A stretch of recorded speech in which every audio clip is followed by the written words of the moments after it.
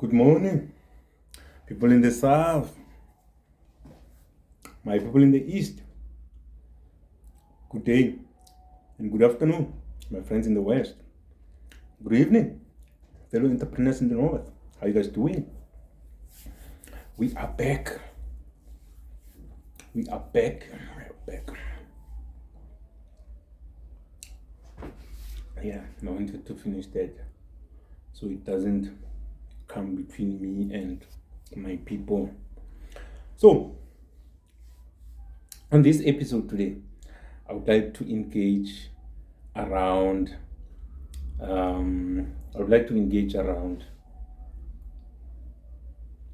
something called ethics in leadership. Yeah, ethics in leadership. So the one element of us as humans that challenges us a lot, big time, it's the fact that no matter how much we try, no matter how much we resist, no matter how much we avoid, we always find ourselves falling victim of being falling victim of this thing called trustworthiness, falling victim of this thing called being unethical. No matter how much we try, we always find ourselves falling victim of such. So being untrustworthy and being unethical, it's almost the same thing. There's a thin line between the two. So we almost find ourselves in such challenges purely because we are normal human beings. We get tempted easily by things, nice things, by appetizing things, by things that can tantalize your taste of life in general. So I want to look into, as I was building up to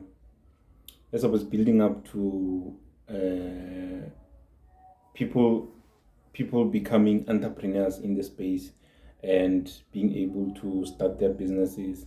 And because we were not taught in school about this thing, entrepreneurship thing, because we were never taught about the rules, the regulations, how things should be done, so we jump on this wagon without understanding the speed at which it goes.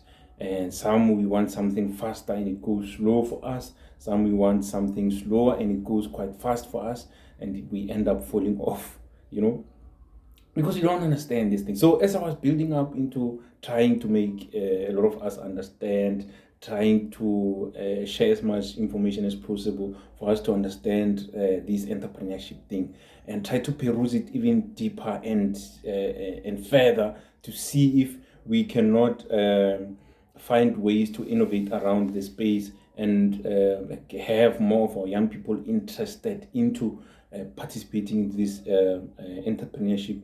Much as I did that, I also need to also highlight the fact that as and when you go through this journey, you will be tempted by things, you will be offered things, you will be given opportunities that you are not supposed to accept. You will be tangled with a carrot in front of you, for you to take a bite. You'll be offered brown envelopes under the door. So we need to understand this thing called ethics, in our own businesses, because if we don't preach this song, we're going to lose our businesses eventually, because businesses that are not built on trust and ethics, they eventually end up losing themselves or losing the entire entity, due to the fact that the people that build or work within the entity are not ethical and they are not trustworthy. You get my point? So many businesses are struggling financially. Some have struggled financially, some have closed down, they've been liquidated, and this is as a result of lack of ethics, because you are working for yourself. You started this thing one man. You saw yourself growing this thing. You saw yourself making this thing work. You saw yourself employing your first employee, and now you're sitting with 100 more employees. And you saw yourself making it possible for money to come through. You built this machine, you oiled this machine, you greased this machine. Now the machine is running and money is coming through. And you will still see yourself jeopardizing the very same machine that you built with lack of ethics from you, the owner. So I want to talk to you. I don't want to talk to your employees. I want to talk to you. You will take this down to your employees. No matter how many employees, even if you have one employee, this is very important for them to know. So the purpose of you conducting some kind of interviews in the beginning of recruitment process in your company, it's because you want to establish the ethical point of the people that you're going to trust into your business. How much ethical are these people? And for you to know that, you need to sit down with this person and engage in person, man to man, engage to understand this person, these people better. Before you can say, here's an offer of employment, come and work with us. Before you can entrust them with the keys to your door, you have to sort of have some kind of an understanding of this person,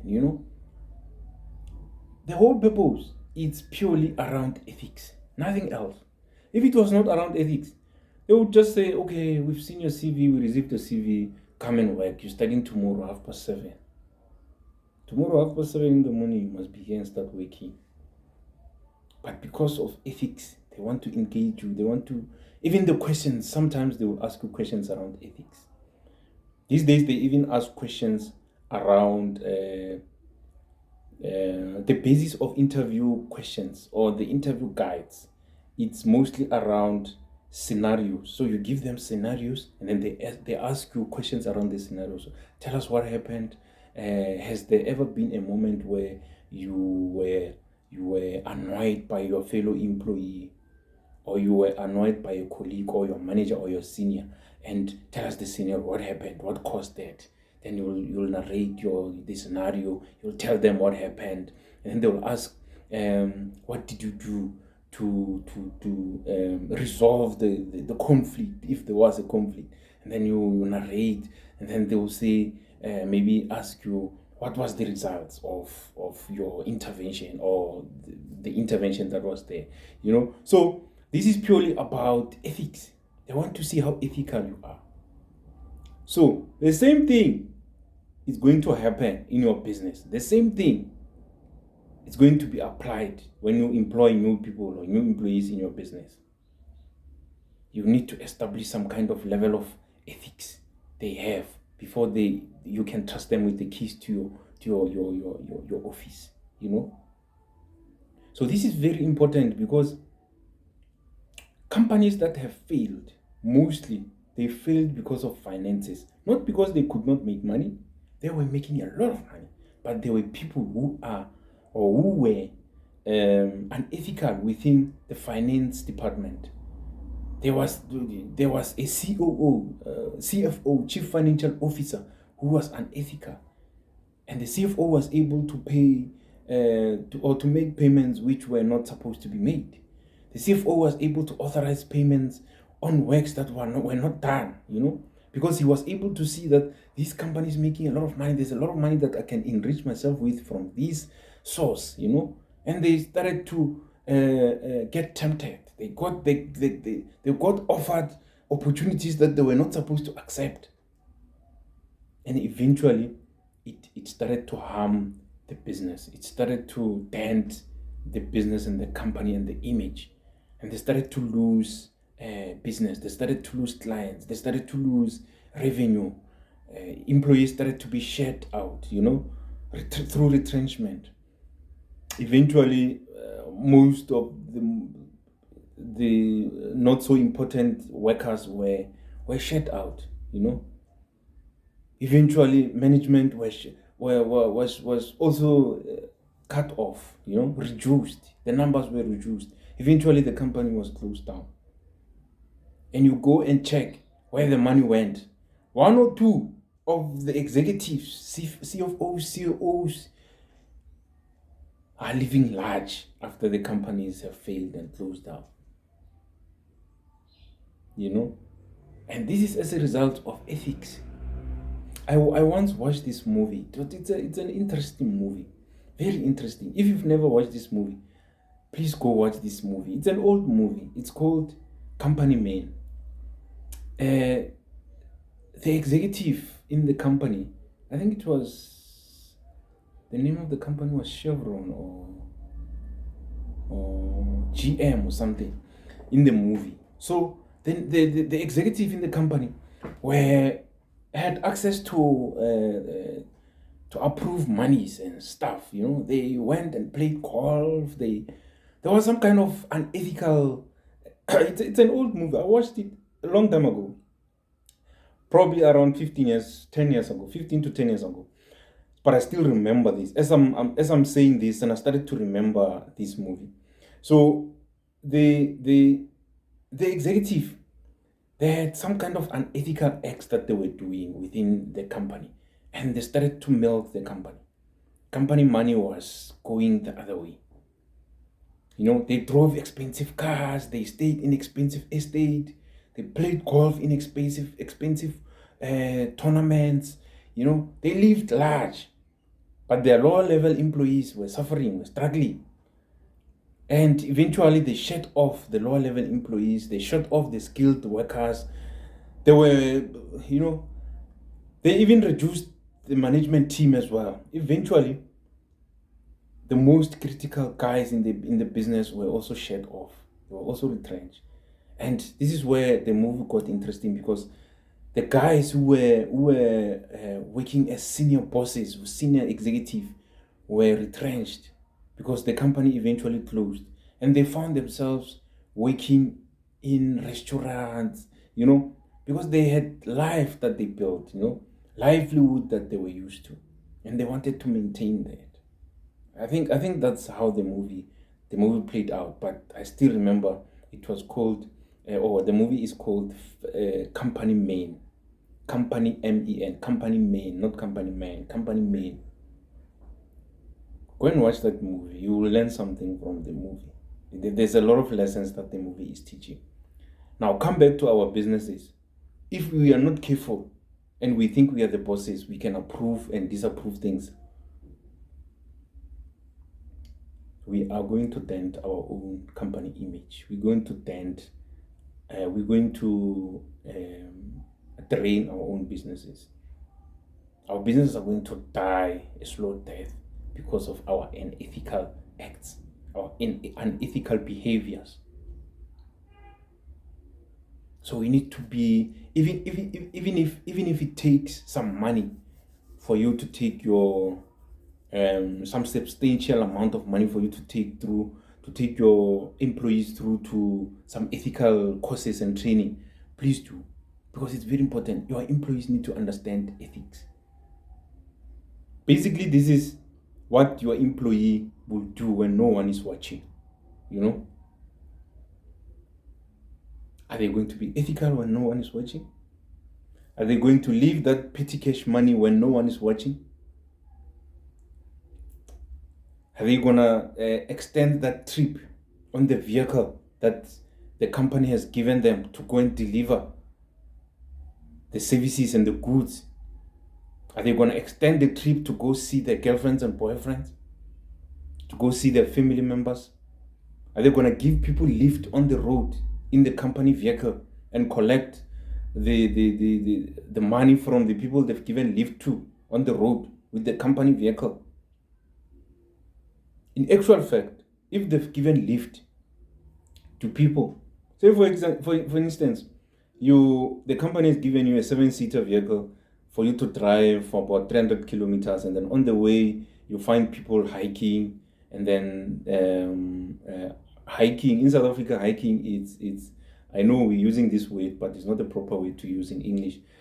Hiking is when you are on the road and you are looking for a lift from one place to another.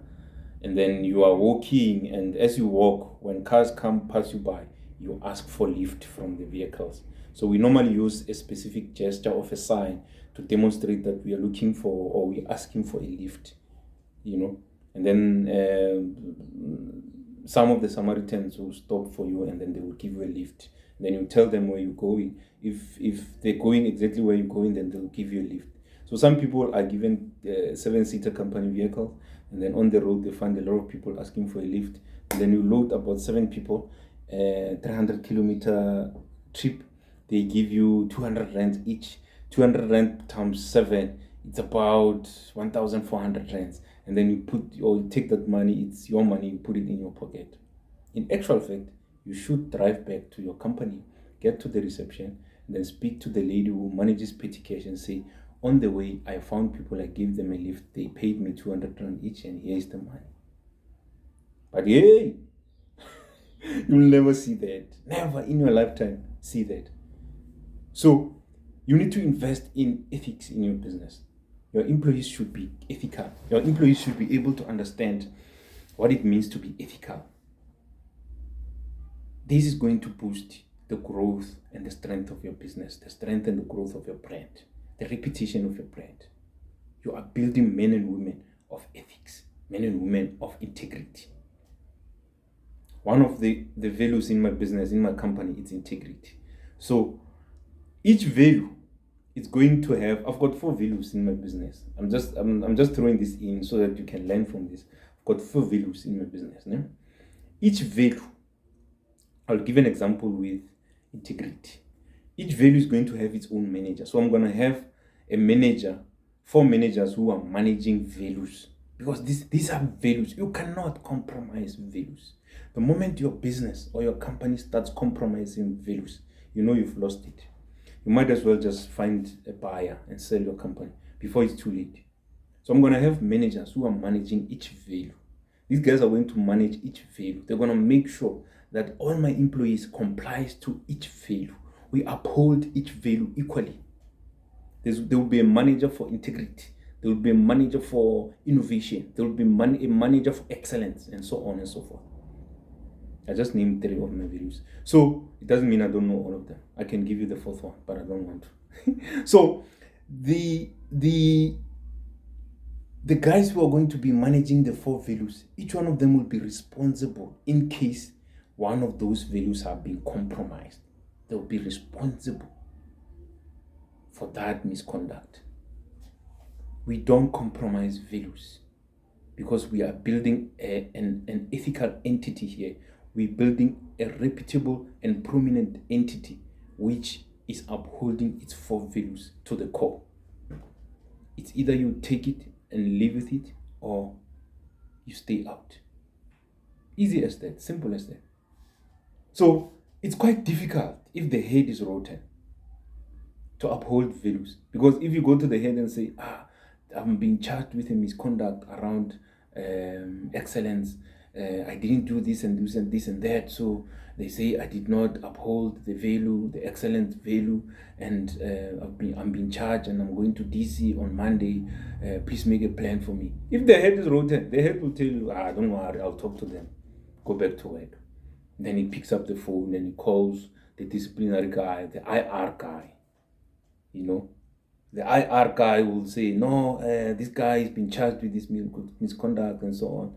Then the head will say, tell off those people, man, leave this guy, he's just, he's still learning. No, we don't compromise.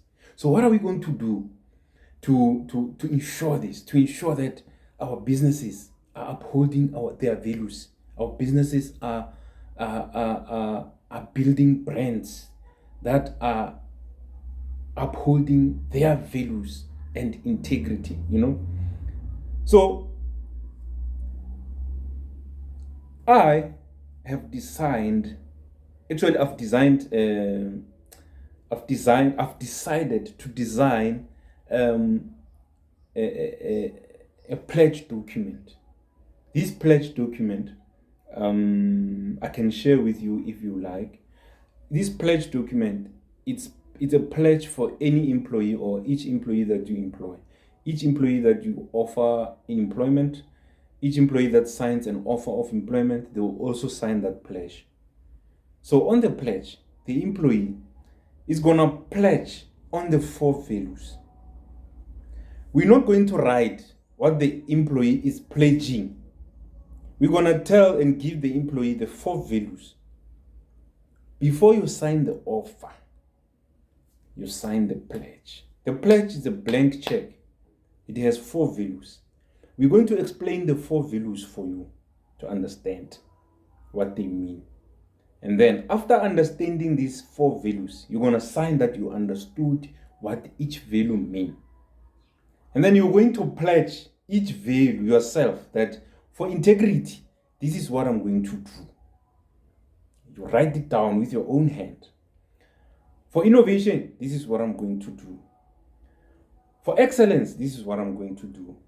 For customer satisfaction, this is what I'm going to do. You know? So, all 4 values, you're going to pledge your own will to participate on the values, you know, or I am willing to uphold this value by doing this and this and this. I'm willing to uphold this value by doing this. I'm prepared to, you know, you're going to pledge with your own hand, write it down, and then sign for it. After that, you're going to take that, print it for you, not necessarily print it for you, but laminate it for you with your own handwriting, original as it is.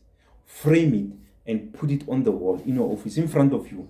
If in your office you sit like this and you face the wall, you're going to put it there so that every day when you work, you are facing your own pledge. You are able to see what you have pledged before you signed to accept the job that you took. If you're seated like this, you're facing that way, we're going to put it there. If you're seated that, we're going to put it there. If you change your position, we're going to rotate it as well. It must face you. It will be there in the clause of the offer that you're going to sign. That wherever you're facing in the office, the pledge must always be in front of you. The framed pledge with your name must always be in front of you. When you resign and when you get retrenched or dismissed, you must leave with your pledge. It's your pledge. It's not ours. It doesn't belong to anyone else. If you're an employee that works in a workshop, that works in a field, that works in a car, maybe not necessarily in a car, but works on the road, you are driving, the pledge should be laminated and put in the car somewhere. So that when I stop you somewhere on the road and say, can I see your pledge? You'll be able to take it out and show me. Just as you have your driver's license every time when you drive. Your office is on the road, keep your pledge in the car. If your office is in the workshop, put your pledge on the wall of the workshop. Where you know you're spending more time. There's a machine in the workshop where you know every time when you work, you always pass by this machine. This machine helps you to calibrate things. This machine, you always go there and do your things on this machine. Put the pledge there. You will always see your own pledge. One misconduct. First thing that we're going to require in the DC, we're going to require you to come along with your pledge. First thing that we're going to do in the DC, we're going to read the pledge out for us. And then after reading it out, we're going to ask you, what do you want us to do with you? Because what you read there is not what you have done. Guys, we need to take these things serious. This is not a child play. You didn't go through all this entrepreneurship journey or through all this hard entrepreneurship journey just for people to mess up the entire thing that you built because they are greedy, because they're unethical. No, don't play games here. So those are the things that you need to look at. Those are the things that you need to. Those are the things that you need to be very, very vigilant and serious about. You can't compromise such things. I see people have got values, but they don't know what they mean. You know what a value is? This is something that you value. This is something that your brand values. You know? So we don't play with values here. So we need to build credible entities. For your entity to be credible, the entity should be able to uphold certain values and stand by certain values. and take them serious. And people must know, people must be told, people must be taught about the importance of these values. I've been to another institution somewhere. And as you enter the main entrance at the reception, they've written their values in big bold red letters, 5 of them. Big bold. Integrity is always one of the values in most of the companies and firms, and there's always integrity.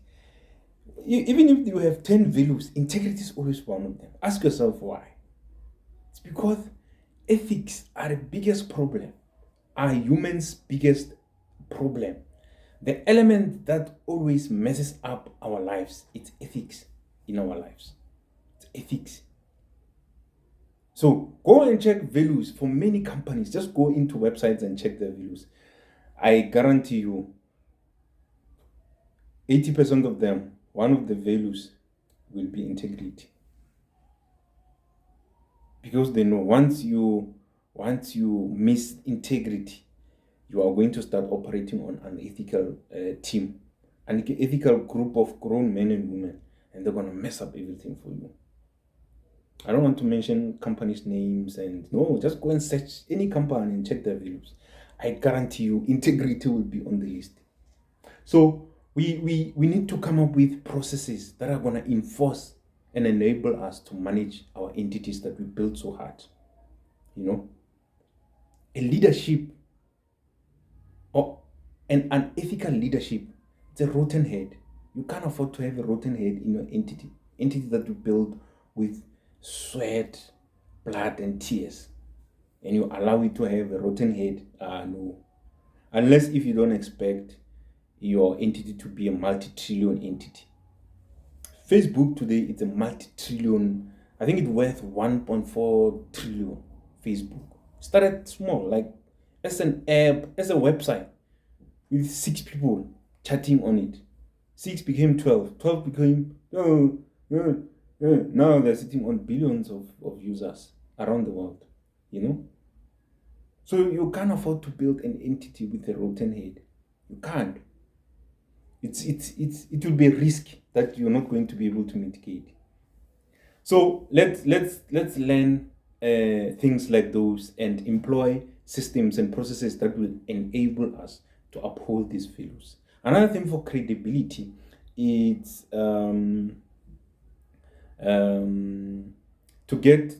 remember, we are upcoming, we are young entrepreneurs, we are new entrepreneurs, we are emerging entrepreneurs. We don't know most of these things. So one other thing that can uphold your credibility as an entity is when the moment you see that you have built enough, you have acquired enough customers, now money is starting to come in and so on, build yourself a website. Create yourself a domain for the company. The company should have a domain and a website. You can't just call yourself a CEO who doesn't report to any board for a company that doesn't even have a website and a domain. If you don't know what a domain is say for an example, your employees have got an email, the email that has got their name and the name of the company that they work for, and .com or .co.za at the end. That is a domain. Have something like that. That's credible. It gives credibility to your business. Build a website that shows the activities of the business, the products and services that you're offering, management team, board members, stuff like that. Build a website that ties up with what you're building. Because you're not building, this is not some child's play kind of Mickey Mouse stuff. Build something credible, something concrete, something that represents the image that you're trying to build. You're not playing games here. We're not here to play games, and we're not here for temporary. We are here to stay. So we're gonna build something concrete. Gonna build an empire here. Look into those things, and this will give more credibility to your entity that you're building. So when you present your ethical management team, when you present your ethical advisory board, it will hold more water. It will have more water. It will have more credibility. It will have more. It will make more base. So that is one thing that I wanted to move out of the way, because I've said a lot of things from the beginning of the channel, and then a lot of entrepreneurs are learning from the information that I shared. But there's one part that is very important for us more specifically. And when you build and develop your domains and website, look out for most of the local upcoming and emerging developers as well. They are able to build websites and domains, but they can't host. They are not able to host websites, they are not able to host domains, but they can build. So think about it. When you give them the job to develop and build, you must also encourage them to do the same. Build systems that are going to be able to offer hosting services. You can't just develop and build websites without hosting them. Because now you're building for me, then I'm going to look for another host somewhere, and then they will refer you to a long list of hosting companies to host the entire domain for you and stuff like that. Then it becomes a whole lot of things to be managed. So if this thing is being managed by one company or one service provider, then you know who you're dealing with. They're developing, they're designing, and then they're giving it to someone else to host. The guy who's hosting now he's got issues with the guy, that the middleman between you and the host. Now this guy cannot tell you that he's the middleman. He's running around. Your website is not up. Your website is down. People cannot access it. You know those busy websites where people go in and place orders and stuff like that. So you need to be very vigilant. If there's someone that really love their work, encourage them to start small, man. Build a small database where you can host a small hosting service, or what do they call this hosting thing, where you can host domains and website. I know it's expensive. I know it's not a child's play, but build something. Who else should do it? You are the right guy, because you are building websites. You are building domains. You are the right guy to do it. Go find out how you can do it better and do it. With the little that we have, work with what we have and do it. Host one guy, it's fine. He will pay you every month. And host the second guy. If you run out of space, buy some more space somewhere and host. The little that you can have, host something. You are growing from 5 to 10 to 15. I just mentioned how Facebook grew. Eventually you are one of the biggest hosts, in the country, in the world. And you're doing well for yourself. Ladies and gentlemen, let's take this serious, and let's take ourselves serious, because we are working here. This is a proper job. You wake up in the morning, you knock in, you clock in, you do things, you're on the phone, you speak to your clients, you are working, you're at work. Come month end, you get paid. This is your work. Take it serious and let it be that way, because you're gonna save the entity that you built so hard. So lastly, before I go, let me just recommend a site where you can engage the guys. And then if you are looking for domains and websites, there's a site, or there's a company called Xnelo. Xnelo, it's X letter X, and it's N-E-E-L. N-E-E-L-O. Xnelo. So it's X for xenophobia, and it's N for Nelly. It's E for environment. It's another E for environment. And then it's L for Lelo. It's O for organization. Xnelo. Then they'll be able to host your website. They'll be able to host a domain. And then they're very reasonable. Very, very reasonable. I pay very reasonable amounts to Xnelo guys for the entire year, and they host everything for me for now, because I couldn't find a guy like me who's upcoming and emerging to offer me such services. Actually, I wanted to build my own and host my own, but I couldn't do everything on my own. Some things you have to outsource, So look out and check out the Xnelo guys, and then work out your things and be professional. Don't forget to subscribe. There will be a pop-up here. Click on the pop-up and click subscribe. Share the link with everyone. Our content is not explicit. You can share with anyone, kids, grown-ups. We are trying to build here. This is not a comedy channel. We don't tell jokes here. We are building entities and businesses for the legacy of our families. So if we bored you, it's okay. Go and look for comedy sites. There's a lot of channels on YouTube where you can, here we talking serious stuff, real stuff, not narratives. No. So thank you for being part of this. Share and let's grow. Till next week. I'll see you next week. Next week.